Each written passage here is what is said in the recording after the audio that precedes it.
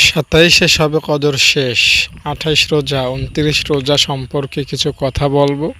এই 2 দিন আপনি একটা দুরূদ শরীফ পড়বেন, ইনশাআল্লাহ আল্লাহ তাআলা আপনাকে তাহলে ক্ষমা করবেন সেইভাবে যেইভাবে আপনি জন্মের দিন ছিলেন। অর্থাৎ জন্মগ্রহণ যখন করেছেন তখন আপনার কোনো গুনাহ যেমন ছিল না, এই 2 দিনে এই দুরূদ পড়তে পারলে আপনার কোনো গুনাহ থাকবে না ইনশাআল্লাহ। দর্শক, জিবরাইল আলাইহিস সালামের সেই বদদোয়ার কথা আমরা জানি যে রমজান মাস পাওয়া সত্ত্বেও গুনাহ ক্ষমা করাতে পারলো না, সে ধ্বংস হয়ে যায়। জিবরাইল আমিন একজন বড় মাপের ফেরেশতা, তিনি এটা খুব ভালোভাবে বুঝতে পেরেছেন যে একজন মানুষ রমজান মাস পাবে অথচ তার গুনাহ মাফ হবে না, এটা কোনোভাবেই হতে পারে না। 2 কেউ যদি বলে 3, তো ওইটা পাগলামি ছাড়া কিচ্ছু না। তো জিবরাইল আমিনও 2 3 মানতে চাচ্ছেন না, মানে রমজান পাবেন গুনাহ মাফ হবে না এই সহজ সূত্রটা তিনি মানতে পারতেছেন না। গুনাহ মাফ হবেই। হ্যাঁ, আপনার পিপাসা লেগেছে, খুব পানির তৃষ্ণা ধরেছে, অনেক পানির পিপাসা ছটফট করতেছেন, অথচ আপনার পাশেই বিশাল সাগর আছে, নদী আছে, আপনি পানি পান করতেছেন না। বলেন এই দোষ কার? আপনার নিজেরই তো দোষ। নিজের দোষে পানি পান না করে পিপাসার কাতরাচ্ছেন, পিপাসায় কষ্ট পাচ্ছেন। তো রমজান মাস হলো গুনাহকে ধোয়ার মাস। বৃষ্টি যখন বর্ষণ হয় তখন জমিন যেমন ভিজে যায়, এই রমজান মাসে বান্দার গুনাহ একদম পরিষ্কার হয়ে যায়। বৃষ্টির মতো গুনাহ মাফ করতে থাকেন আল্লাহ তাআলা।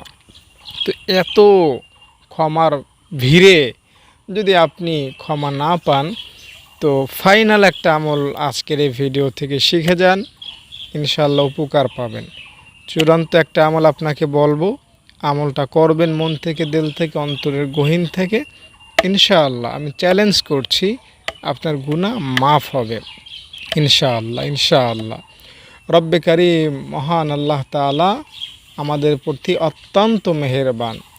তিনি ক্ষমা করতে ভালোবাসেন। তার কাছে ক্ষমা চান, আল্লাহ তাআলা আপনাকে মাফ করবেন। আপনি বারবার ক্ষমা চাইবেন, বারবার ক্ষমা চাইবেন। মনে করেন আপনার নামাজ ছুটে গেল, মাপ চাইবেন। রোজা ছুটে গেল, মাপ চাইবেন। আপনি কোনো নারীকে দেখে ফেললেন, পরপুরুষকে দেখে ফেললেন, খারাপ ভাবনা আসলো, ক্ষমা চাইবেন। আপনি সুদ খাইলেন, ক্ষমা চাইবেন। মানে ক্ষমার দরজাটা এমন, এটা কিভাবে বলি আপনাকে। মনে করেন আপনাকে যদি একটা প্রশান্ত মহাসাগর দিয়ে দেওয়া হয়, বঙ্গোপসাগরটা যদি আপনাকে দিয়ে দেওয়া হয়, আপনার এক জীবন ওই পানি ব্যবহার করে আপনি কি করতে পারবেন না? শেষ করতে পারবেন? আপনার 10 পুরুষ, আগামী 100 পুরুষও তো বঙ্গোপসাগরে পানি ব্যবহার করে শেষ করতে পারবে না, ঠিক না? তো ক্ষমা হলো এই বঙ্গোপসাগরের চাইতেও বড়।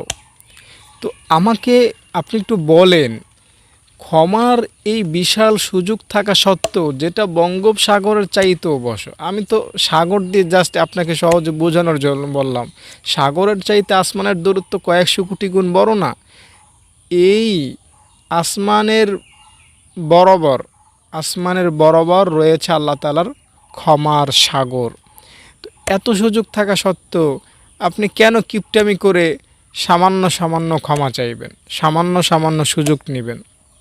গুনাহ হয়েছে, মাপ চান। গুনাহ হয়েছে, আবার মাপ চান, আবার মাপ চান, আবার মাপ চান, আবার মাপ চান, আবার মাপ চান। বারবার আল্লাহ আপনাকে মাফ করবেন। কোথাও এরকম কথা লেখা নাই যে বান্দা তোকে আমি তোর জীবনে 5 বার মাফ করব, 10 বার মাফ করব, 100 বার মাফ করব, বা 1000 বার সর্বোচ্চ মাফ করব, বা 1010 বার মাফ করব, এর বেশি মাফ তোকে আমি করব না। এরকম কথা আল্লাহ কোথাও বলেন নাই, কারোর জন্য এরকম কথা বলেন নাই। আল্লাহ বলেছেন বান্দা তুই কোটিবারও যদি অপরাধ করিস, কোটিবারও যদি আমার কাছে ক্ষমা চেয়ে, কোটিবারও যদি আবার নতুন করে গুনাহে জড়াস, আমার কাছে মাফ চা, আমি আবার তোকে মাফ করব। আল্লাহ এই গেমটা, আল্লাহ এই সিস্টেমটা কি ভালোবাসেন। কে কি বলে না বলে ওটা আমার দেখার বিষয় না।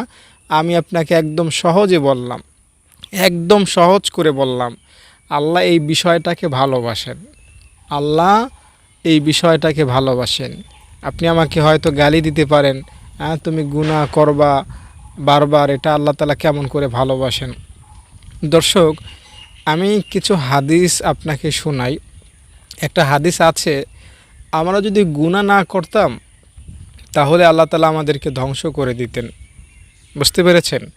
পৃথিবীতে এখন ৮০০ কোটি মানুষ প্রায় আছে না, সবাই যদি মনে করেন মসজিদে ইতিকাফে বসে যায়, এখন তো মনে করেন আজকে ২৮ রোজা ধরেন, তো আজকে যদি সবাই রোজা রাখে, কে হিন্দু খ্রিস্টান বৌদ্ধ নাসারা, কোনো ভেদাভেদ নাই, সবাই আল্লাহ বিল্লাহ করতেছে, সবাই রোজা রাখতেছে, তাহলে হাদিসের ভাষ্য অনুযায়ী আল্লাহ সবাইকে ধ্বংস করে দিতেন।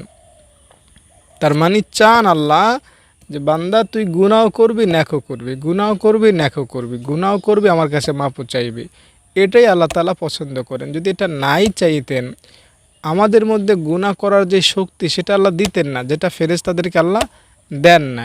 আল্লাহ তাআলা যদি এটা নাই চাইতেন তাহলে শয়তানকে আমাদের সাথে লাগিয়ে দিতেন না। শয়তান আমাদেরকে ধোঁকা দেয়। আল্লাহ যদি আমাদের দ্বারা গুনাহ হোক এটা যদি নাই চাইতেন, শয়তানকে থাপ্পড় দিত, জাহান্নামে ফেলেই দিতেন, ঠিক না? অথচ আল্লাহ তাআলা কী করলেন? শয়তানকে তো আমাদেরকে ধোঁকা দেওয়ার পারমিশন অনুমতি দিয়ে রেখেছেন। আবার শয়তান কিন্তু মরে না। মিস্টার ইবলিস কত নবী রাসূল দুনিয়াতে চলে গেল, দুনিয়া থেকে চলে গেল, কত বাদশাহ দুনিয়া থেকে চলে গেল, কত ওলিয়া উলিয়া চলে গেল, কত কোটি কোটি মা বাবা চলে গেল দুনিয়া থেকে, কিন্তু মিস্টার ইবলিস কি গেছে বলেন? হ্যাঁ, মিস্টার ইবলিস কি খোদা? আস্তাগফিরুল্লাহ। ও তো একটা সাধারণ সৃষ্টি আল্লাহর, আমার আপনার মতোই একটা সৃষ্টি, হ্যাঁ, একটা জিন শুধুমাত্র, কিন্তু তার ক্ষমতা কত বড়! এই ক্ষমতাটা সে পেয়েছে কোথায়? আল্লাহ দিয়েছেন। তাহলে সাফ কথা, সার কথা হলো এটা যে আল্লাহ চান আপনি গুনাহ করবেন, এরপরে মাপ চাইবেন, গুনাহ করবেন মাপ চাইবেন, গুনাহ করবেন মাপ চাইবেন। তাই এখন মাপ চান, এখন আপনি মাপ পেয়ে যাবেন। কালকে আবার গুনাহ করেন, আবার ক্ষমা চাইবেন, আবার গুনাহ করবেন, আবার ক্ষমা চাইবেন।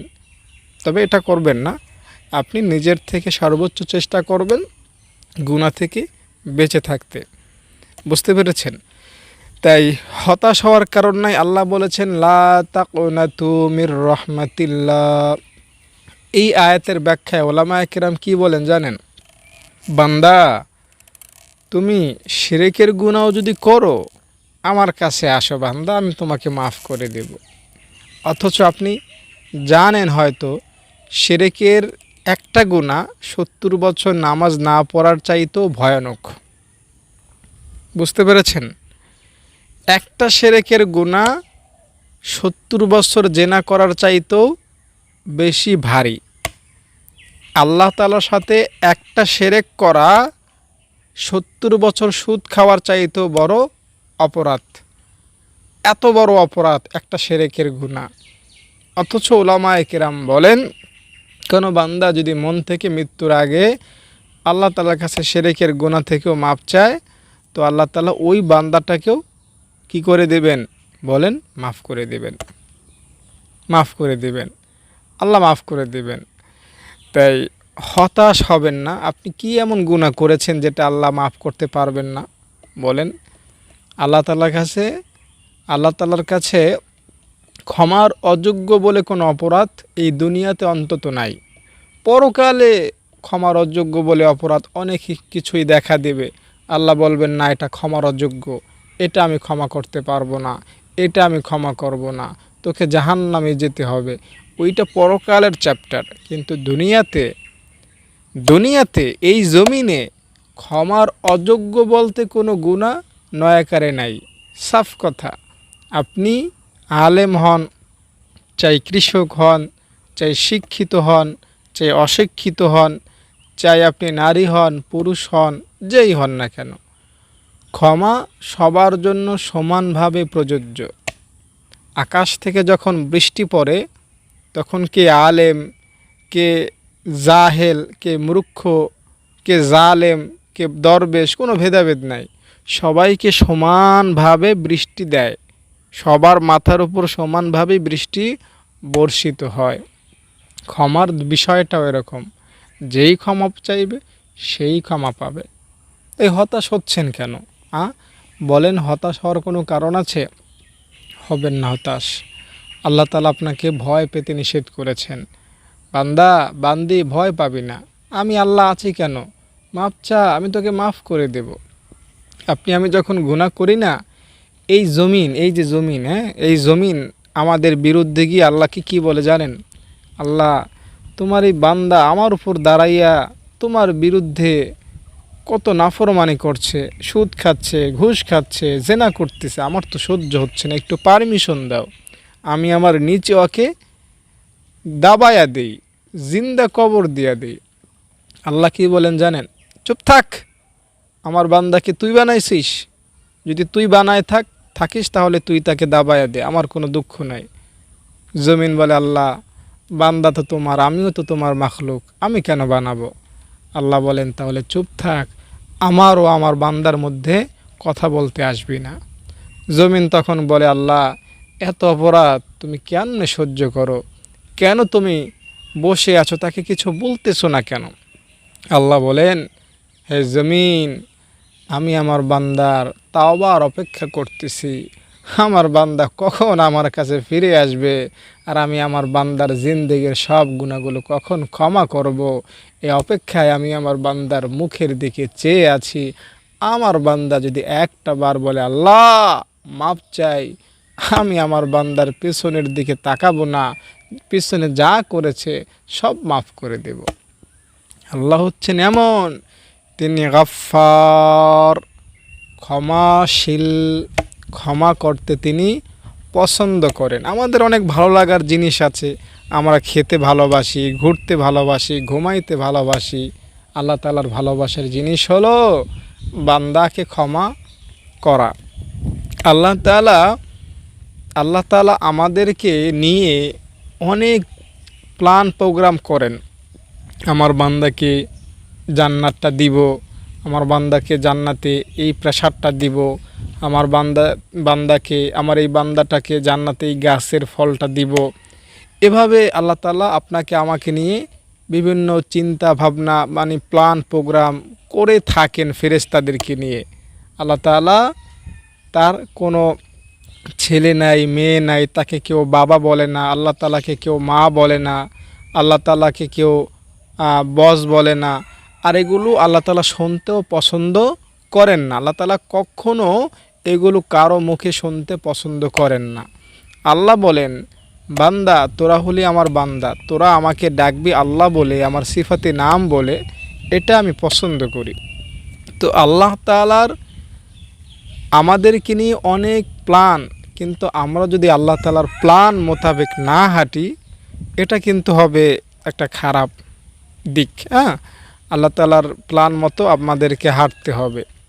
দেখুন, আমি এই কথাটা সব সময় বলি, আপনি যখন খাঁটিভাবে তাওবা করবেন, এই যে শবে কদর গেল, আমি বিশ্বাস করি 27 শবে কদরে কম বেশি সকলেই আমল করেছেন, মাপ চেয়েছেন আল্লাহ তাআলার কাছে। আল্লাহ কিন্তু আপনাকে মাফ করেছেন, ঠিক না? মাফ করেছেন না? যদি মাফ চান তো আল্লাহ তাআলা মাফ করবেন, সিম্পল বিষয়। তো এখন বলেন, আপনি 27 শবে কদরটা কাটিয়ে আজকের এই দিনটা বা আগামী 2-3 দিনের মধ্যে কি আপনি কোনো গুনাহ করবেন না? আপনার দ্বারা কি কোনো গুনাহ হয় নাই? আপনি কি কোনো প্রকার গুনাহের মধ্যে জড়িত হন নাই, বা আগামী 1 মাসের মধ্যে কোনো প্রকার গুনাহ করবেন না? স্বাভাবিক না গুনাহ হওয়াটা? খুব স্বাভাবিক না? খুব স্বাভাবিক। তো আপনি তো মাপ চাইছেন, তারপর আবার গুনাহ কেন করবেন? আপনাকে তো আল্লাহ মাফ করেছেন, তারপর আপনি কেন গুনাহ করবেন? ওই যে শয়তান আপনাকে আবার ধোঁকা দিচ্ছে। শয়তান আপনাকে ধোঁকা দিবে, আপনি যত বেশি ক্ষমা চাইবেন শয়তান আপনাকে তত বেশি ধোঁকা দিবে। তাই আপনার আমার উচিত হলো ক্ষমা চেয়ে নেয়া। কি চেয়ে নেয়া? ক্ষমা চেয়ে নেয়া। বান্দা, মানুষ ও শয়তানের মধ্যে একটা লড়াই, যুদ্ধ চলতেই থাকে, যেটার মধ্যে কোনো বন্ধ হয় না, যেটা কখনো অবসর হয় না। সরকারি যে অফিস আদালত আছে, ঈদ এসে পড়েছে, 5-6 দিন বন্ধ হয়ে যাবে, সাপ্তাহিক জুমার দিন বন্ধ আছে, কত জিনিসের দিনের জন্য উপলক্ষে বন্ধ হয়। কিন্তু আমাদেরকে মিস্টার ইবলিস কখনোই বন্ধ দেয় না। এই রোজা রমজান মাসে শয়তান আসলটা তো বন্দি থাকে, কিন্তু শয়তানের যেই সৈন্যবাহিনী আছে তারা তাদের কাম চালিয়েই যায়। তো শয়তান কখনোই আপনাকে ছেড়ে যায় না, প্রত্যেকটা বান্দার সাথেই শয়তান আছে। তাই এই শয়তানের কাছে আপনি হারবেন, এটা খুব স্বাভাবিক, খুব স্বাভাবিক। দেখুন, আমি আব্দুল আজিজ, যদি আমি আপনার শত্রু হয়ে যাই, আমার সব প্ল্যান প্রোগ্রাম কিন্তু আপনাকে ধ্বংস করার জন্য থাকবে। আজকে আপনার পিছনে লাগবো, হয়তো কালকে আপনাকে একটা আঘাত করব, না পারলে পরশু, না পারলে তরশু, না পারলে আগামী বছর, না পারলে 5 বছর পর, না পারলে 20 বছর পর, 20-30 বছর ধরে যদি আপনার পেছনে লেগে থাকি, তো আপনি কিন্তু স্বাভাবিকভাবেই আমার কাছে পরাস্ত হয়ে যাবেন, খুব বেশি ক্ষতি আপনাকে করতে পারবো। তো শয়তান তো জন্ম থেকেই আপনাকে এভাবেই আপনাকে ধোঁকা দিতেই আছে, গোপনভাবে, গোপনভাবে, গোপনীয়ভাবে আপনার মনের সাথে খেলা করে আপনাকে ধোঁকা দিতেছে। তো এই শয়তানের কাছে আপনি হারবেন না, অবশ্যই হারবেন। তবে ইসলামের কথা হলো, বান্দা তুমি শয়তানের কাছে হারবা, আবার তুমিও শয়তানকে হারাবা। শয়তানের কাছে হারবা, শয়তানকে হারাবা। মুমিনের জীবনটাই এমন, মুমিনের জীবনটাই এমন, একবার শয়তান আপনাকে হারাবে, আপনি আবার শয়তানকে হারাবেন। আপনি কিভাবে হারাবেন? শয়তান কিভাবে আপনাকে হারাবে? আপনাকে হারাবে, মনে করেন আপনার অভাব এসে গিয়েছে, এখন শয়তান বলতেছে সুদ খা, সুদ নে। আপনি শয়তানের ধোকায় পড়ে সুদ নিলেন। আপনার খারাপ ধারণা আসলো, জিনা করলেন শয়তানের ধোকায় পড়ে। নামাজের সময় হয়ে গিয়েছে, শয়তান আপনাকে বুঝ দিল যে না, বয়স হয় না, পড়িস পরে, আপনি পড়লেন না। এভাবে শয়তান আপনাকে হারিয়ে দিল। আপনি কিভাবে হারাবেন?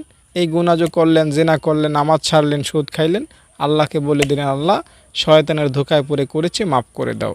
আল্লাহ আপনাকে মাফ করে দেবেন, আপনি শয়তানকে হারিয়ে দিলেন। এভাবে আপনার জীবনটা চলতে থাকবে ইনশাআল্লাহ। এভাবে যদি আপনি চলতে পারেন, আগামী জীবনটা পাড়ি দিতে পারেন, রব্বে কারীম মহান আল্লাহ তাআলা আপনাকে আমাকে ক্ষমা করবেন, জান্নাতের মধ্যে প্রবেশ করাবেন। দর্শক, 2 দিন আছে, যদি 30টা রোজা হয় তাহলে তো মাশাআল্লাহ আমাদের কপাল আরও ভালো। 28, 29, 30, কিন্তু 30টা রোজা নাও হতে পারে, ঠিক না? 28, 29 এই 2 দিন আমাদের সামনে আছে। এই 2 দিনকে আমাদের আমলে সাজাতে হবে, আমলে কাটাতে হবে। যে কোনো মূল্যে ক্ষমা আল্লাহ তাআলার কাছ থেকে অর্জন করতে হবে, আল্লাহ তাআলার কাছ থেকে নিতে হবে ইনশাআল্লাহ। আর আরেকটা বিষয় হলো, এই লাস্ট সময়গুলোতে আল্লাহ তাআলা বান্দাকে বন্যার মতো ক্ষমা করেন। বুঝতে পেরেছেন? মনে করেন যখন খুব বেশি বৃষ্টি হয়, তখন সব জায়গা ভিজে যায় না? তো এই সময়টাতে আল্লাহ তাআলা বৃষ্টির মতো বান্দাকে ক্ষমা করেন। সারা মাসেই আল্লাহ বান্দাকে ক্ষমা করেন। রহমতের 10 দিন, মাগফিরাতের 10 দিন, নাজাতের 9 বা 10 দিন, সবসময় আল্লাহ বান্দাকে ক্ষমা করেন। তবে এই লাস্ট সময়টাতে আল্লাহ তাআলা বান্দাকে একটু বেশি ক্ষমা করেন। তো এই সময়টিতে একটু ভক্তি শ্রদ্ধা নিয়ে ইসলামটাকে প্র্যাকটিস করুন, আল্লাহ আপনাকে ক্ষমা করবেন। আমি বলছি না আপনি একদম অলিয়া উলিয়া হয়ে যান, মানে সব খারাপ কাজ বাদ দিয়ে, সব দুনিয়াবি বাদ দিয়ে শুধু মসজিদে পড়ে থাকেন, ওইটা আমি বলছি না। আপনি আপনার মতোই থাকেন, তবে এই 2 দিনটা আল্লাহ তাআলাকে দেন। আমার আলোচনা একদম সহজ। আপনি এই 2 দিন আল্লাহকে দেন, এরপরে আপনি আপনার কাজকর্ম করেন, একটু নিজেকে সেফ রেখে আপনি আপনার কাজকর্ম করেন। গতকালকে ভিডিওর মধ্যে বলেছিলাম যে আমরা এমন একটা পথে হাঁটি যেই পথটা পিচ্ছিল রাস্তা হেঁটেছেন, যেটা মাটির রাস্তা, বৃষ্টি হলে খুব পিচ্ছিল হয়ে যায়। ওই রাস্তায় হাঁটলে বাচ্চারা 10 কদম দিলেই হোঁচট খায়, মুরব্বীরা হোঁচট খায়, যুবক ইয়াংরা অনেক সময় হোঁচট খায়। তো এই রাস্তাটা হলো এরকম পিচ্ছিল, মানে শয়তান আপনাকে পিছলাইয়া ফেলে দেবেই, এটা খুব স্বাভাবিক, আপনি যতই আমলি হন না কেন। আবার আরেকভাবে বলা যায়, এই রাস্তাটা হলো কাঁটাযুক্ত রাস্তা। এই বাম দিকে আছে মনে করেন লেবু গাছ, এদিকে আছে বেত গাছ, মানে যত কাঁটাযুক্ত গাছ আছে সব এই রাস্তার দুই ধারে আপনি হাঁটতেছেন। তো কাঁটার আঘাত খাওয়া খুব স্বাভাবিক। তো শয়তানের আঘাত খাওয়া ইসলামের উপর চলতে গেলে খুব স্বাভাবিক, কারণ শয়তানকে আল্লাহ সেই ক্ষমতা দিয়ে রেখেছেন। তাই আপনি যখন শয়তানের দ্বারা কাঁটার আঘাত খাবেন, মানে গুনাহ হয়ে যাবে, আপনার উচিত হবে কি ক্ষমা চেয়ে নেয়া, ক্ষমা চেয়ে নেয়া, ঠিক না? ক্ষমা চেয়ে নেবেন। আমাদের গায়ে যখন কাঁটার আঘাত লাগে আমরা কি করি? ওইটা ওইভাবেই রেখে দিই? না, ওইভাবে কিন্তু রাখি না। জামাটা উঠাইয়া এখানে পরিষ্কার করি, ব্যান্ডেজ করি, যদি বেশি কেটে যায় ডাক্তারের কাছে যাই, যেটা সমাধান দরকার ওটা আমরা করি, ঠিক না? তো আপনার যখন গুনাহটা হয়ে যাবে তখন আপনি সমাধানটা খুঁজবেন, কিভাবে গুনাহটা ক্ষমা করাবো। ও আল্লাহ তো আছেন, তার কাছে ক্ষমা চেয়ে নে, হয়ে যাবে ক্ষমা। এভাবেই এভাবেই আপনার জীবনটা শেষ পর্যন্ত যান, আল্লাহ তাআলা আপনাকে ক্ষমা করবেন, আল্লাহ তাআলা আপনাকে মাফ করবেন। ঠিক আছে? দুনিয়ার কাজকর্ম করতে হবে, দুনিয়ার কাজকর্ম করেই আল্লাহ তাআলার কাছে আপনাকে যেতে হবে। দুনিয়া এটা একটা, মনে করেন, পরীক্ষার হল। এই জায়গায় আপনাকে দুনিয়ার কাজকর্ম করতে হবে, আখিরাতের কাজকর্ম করতে হবে। ওমর রাদিয়াল্লাহু তাআলা আনহুর যুগে একটা ঘটনা এরকম পাওয়া যায়, কিছু সংখ্যক আল্লাহওয়ালা লোক মসজিদে এসে বসে থাকতে লাগলো। তারা দুনিয়ার কোনো কাজকর্ম করবে না, এটা সিদ্ধান্ত নিল। আল্লাহ তাআলা আকাশ থেকে খাবার পাঠায় দিবেন ফেরেশতা দিয়ে। আমরা দুনিয়ার কাজকর্ম কেন? আমরা আল্লাহ বিল্লাহ করব, আল্লাহকে সেজদা দিব, মসজিদ থেকে বের হব না, কোনো কাজকর্ম করব না। আল্লাহ আমাদেরকে যেভাবে ইচ্ছা খাওয়াক, আমরা আল্লাহর বিল্লাহ করতেই থাকব। তো এটা যখন ওমর রাদিয়াল্লাহু তাআলা আনহুর কানে পৌঁছলো, তিনি তাদেরকে অনেকটা ধমক দিয়ে মসজিদ থেকে বের করে দিলেন, যা বেটা এখান থেকে, তোদেরকে আল্লাহ তাআলা খায় দিয়ে যাবে না, দুনিয়ার কাজকর্ম করবি, নামাজের সময় মসজিদে আসবি, এছাড়া মসজিদে আসবি না, তাদেরকে বলে দিলেন। সাফ কথা ওমর রাদিয়াল্লাহু তাআলা। মানে হলো আমরা দুনিয়ার কাজকর্ম করব, ব্যবসা করব, বাণিজ্য করব, আর এগুলো করতে গেলে গুনাহ হওয়া খুব স্বাভাবিক। স্বাভাবিক না বলেন? আপনি ধরেন একটা দোকানদার, এখন দোকানে কিছু কিছু পণ্য এমন আছে যেগুলো বিক্রি করা অবৈধ ইসলামীভাবে, কিন্তু আপনি তো ঠেকায় পড়েছেন। ব্যবসা করতে গেলে এগুলো করতে হয় স্বাভাবিকভাবে। আপনি একটা চাকরি করতেছেন, কিন্তু এই চাকরিতে এমন কিছু অর্ডার আপনাকে দেওয়া হয় যেটা ইসলামে সমর্থন করে না। তো আপনি কয়টা বাদ দিয়ে কয়টা করবেন? বেশিরভাগই তো অন ইসলামিক। তো দুনিয়ার কাজকর্ম করতে গেলে তো গুনাহ হবে, ঠিক না? তো গুনাহ হয়ে গেলে আপনি ক্ষমা চাইবেন। ক্ষমার এই মেশিনটা, ক্ষমার এই সূত্রটা আপনার মাথায় সবসময় রাখবেন, আপনার মাথায় সবসময় রাখবেন। মানুষের পক্ষে গুনাহ থেকে বেঁচে থাকা অসম্ভব, মানুষের পক্ষে গুনাহ থেকে বেঁচে থাকা অসম্ভব। মানুষ না খেয়ে হয়তো বাঁচতে পারবে, কিন্তু গুনাহ থেকে বাঁচতে পারবেন, এটা লিখে নিতে পারেন আপনি। তবে এই গুনাহটার ক্ষমার অপশনটা অনেক বড়, বুঝতে পেরেছেন? আপনি শুধু বলবেন আস্তাগফিরুল্লাহ, আল্লাহ হয়ে গিয়েছে গুনাহটা, আমাকে মাফ করে দাও। আপনি এই অভ্যাসে আসুন। আপনার যখন শরীরটা ঘেমে যায়, আপনি যখন দিন পার হয়ে রাত পার হয়ে কোনো ময়লাতে আচ্ছন্ন হয়ে যান, আপনি গোসল করে ফেলেন, আবার শরীরটা ফ্রেশ হয়ে যায়, ঠিক না? আপনার যখন চোখে প্রচণ্ড ঘুম চলে আসে রাত্র 10টা-11টায়, আপনি বিছানায় লাইটটা বন্ধ করে ফ্যানটা চালিয়ে মশারি টানিয়ে ঘুমিয়ে যান, আরামসের ঘুম, ঘুমের ক্লান্তি সকালে চলে যায়, ঠিক না? তো এভাবেই আপনার যখন গুনাহ হয়ে যাবে, এই গুনাহটা কীভাবে মাফ করা যায় সেই টেনশন ফিকির আপনার মধ্যে থাকতে হবে। জাস্ট এই একটা গুণ আপনাকে জান্নাতে নিতে পারে দোস্ত। এই একটা গুণ আপনার মধ্যে আপনি ফিট করুন, যে না, আমার গুনাহ হয়ে গেলে আমি ক্ষমা চাইবই, আমি একবার হলেও মুখে হলেও ক্ষমা চাইব। মনে করেন, কিভাবে বলি, ছোট একটা উদাহরণ দিই। মনে করেন আপনি রাস্তা দিয়ে গেলেন, আপনি একটা সুন্দরী নারীকে দেখলেন বা পরপুরুষকে দেখলেন, মনে খারাপ চিন্তা ভাবনা চলে আসলো। আসার সাথে সাথে আপনি কি করলেন? আস্তাগফিরুল্লাহ, এটা আমি কি ভাবলাম, না, এটা আল্লাহ নিষেধ করেছিলেন, এটা ঠিক হয়নি আব্দুল আজিজ, আল্লাহ তুমি আমাকে মাফ করে দাও। দ্যাটস এনাফ ক্ষমার জন্য, এর বেশি লাগবে না ক্ষমা পাওয়ার জন্য ইনশাআল্লাহ। তো এভাবে আপনি কয়টা গুনাহ আর করেন, একটা মানুষ দৈনিক কয়টা গুনাহ করতে পারে বলেন? তো আপনি গুনাহটা হয়ে গেলে আল্লাহ তাআলাকে স্মরণ করে একবার ক্ষমা চেয়ে নেন, আর কি লাগে বলেন? আর কিচ্ছু লাগবে না। তো অনেক কথাই বলতেছি, তো আমি যেটা আপনাকে বলবো, ক্ষমা পাওয়ার জন্য দুরূদ শরীফ একটা অন্যতম কার্যকরী ভূমিকা পালন করবে। তো দুরূদ শরীফ পড়বেন, ঠিক আছে? দুরূদ শরীফ পড়লে আল্লাহ রাব্বুল আলামিন আপনাকে ক্ষমা করবেন, আপনাকে অনুগ্রহ করবেন ইনশাআল্লাহ।